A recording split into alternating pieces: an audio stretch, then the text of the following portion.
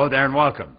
I'm Bob Proctor, and I'm going to share an idea with you that has literally changed my life. It's something that has evolved over the years. I've had some absolutely incredible mentors or teachers in my life, and I've been led to some pretty strong convictions over the years about what you and I are capable of doing. Unfortunately, I think many people go through life thinking some people got it and others don't. I've often said that most people are extras in their own movie. They make someone else the star, and they never live up to their potential.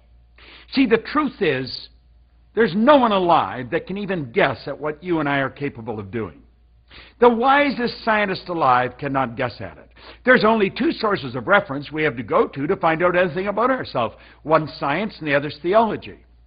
Now, both of these areas clearly indicate that you and I have infinite potential. Think of what that means for a moment. I've thought about it for a long time, and I've come to the conclusion I don't really know what that means. Infinite means no end. It just keeps on going.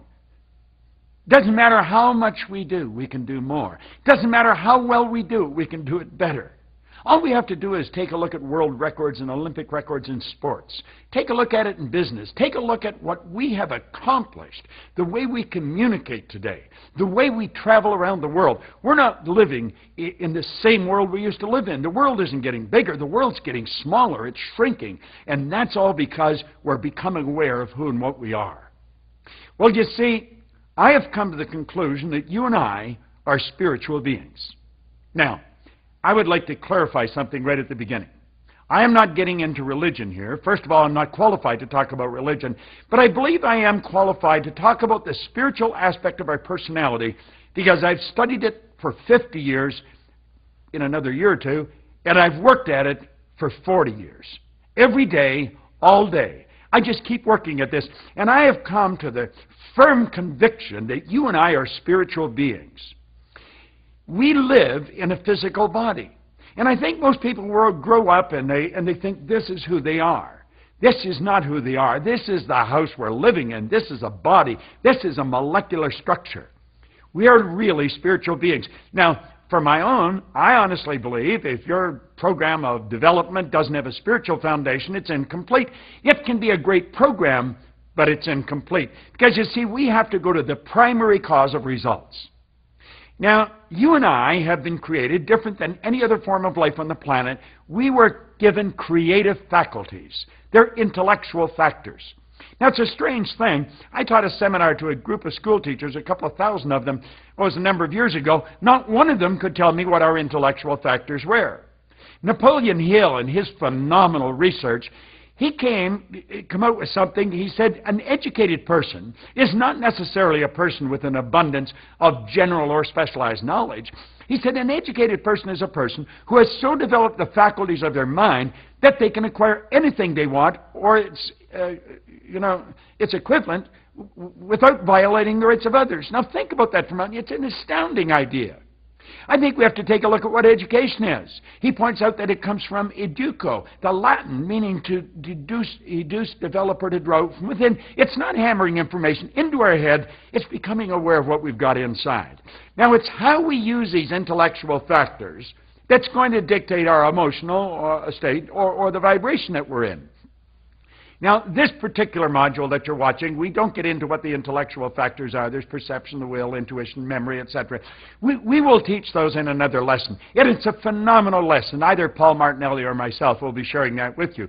But it's how you're using your intellectual factors that's going to determine your emotional state. See, no one can upset you without your permission. This is phenomenal information. So let's investigate the spiritual side of our personality, since that's really where it's all at. You know, spirit is omnipresent. Spirit is 100% evenly present in all places at the same time. Spirit is all-knowing. In other words, all the knowledge there ever was or ever will be is 100% evenly present in all places at the same time. And Spirit's all-powerful. All the power there ever has been or ever will be is omnipresent. Do you know what that means? All the knowledge, all the power is within us. We don't get energy, we release energy. I was 74 on my last birthday. I got more energy than most people 24. I have no intentions of slowing down. As a matter of fact, the more I become, the more I speed up. See, we don't have to slow down. We have to calm down. We want to open up and let Spirit flow freely through us. Do you know, all the knowledge is everywhere present. The way to build the internet has always been here. We just weren't aware of how to do it. The way to fly airplanes has always been here. We just weren't aware of how to do it. We have been letting logic control us, and our paradigm controls our logic. We've got to get out of the box. We've got to get into ideas that are totally illogical. That's what Christopher Columbus did. That's what the Wright brothers did. That's what Gates did. Took us to a world outside and took a look and say we're all part of it. We've got this phenomenal power. Now, on the movie The Secret, I quoted Dr. Wernher von Braun. He's considered the father of the space program. He said that the natural laws of this universe are so precise that we don't have any difficulty building spaceships. We can send people to the moon, and we can time the landing with the precision of a fraction of a second.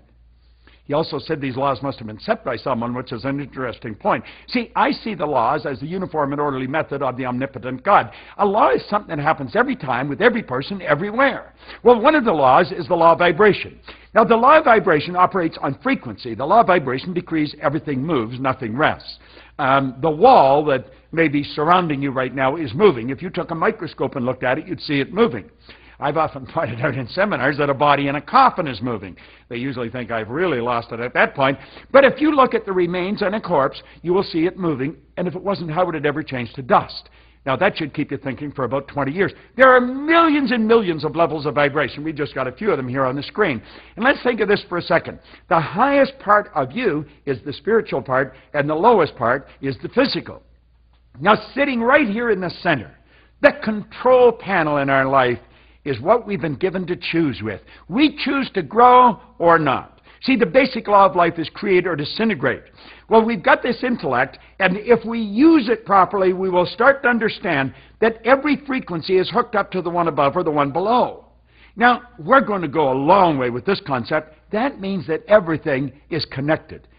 Everything, there's just one power, and everything we see is the manifestation of that power. But let's keep moving on here for a moment. Let's suppose we take a look and we see the S for the spiritual side, the I is for the intellect, and the P is for the physical. Now, let's take and activate our intellectual factors, one of them. And we activate it, and something in us starts to change. And we tap into the spiritual side of our personality. Where is spirit? Spirit's everywhere. Where's thought? Thought is everywhere. And we can think. It's the highest function we're capable of. And we pull the thoughts together, and we build an idea. And by holding on to that idea must move into physical form. Andrew Carnegie one time said, any idea that is held in the mind, that's emphasized, that's either feared or revered, will begin at once to clothe itself in the most convenient and appropriate form available. Now think of this for a moment. The results in your life are the manifestation of the ideas that you have been getting emotionally involved with. We've got the ability to think. We can think of new ideas. We can start to look at ourselves differently. We can start to understand that we really do have infinite potential. And all those reasons why you can't win, throw them out. Accept these ideas of how you can. There is no one alive that can guess at what you're capable of doing. I'm going to tell you what you're going to do. You're going to do exactly what the ideas you're emotionally involved with will dictate. Take a look at your results, and if you want to change them, start to understand this lesson. Understand it in depth. Understand about the phenomenal potential. You've got deep reservoirs of talent and ability within you. That's what the I-Learning is all about.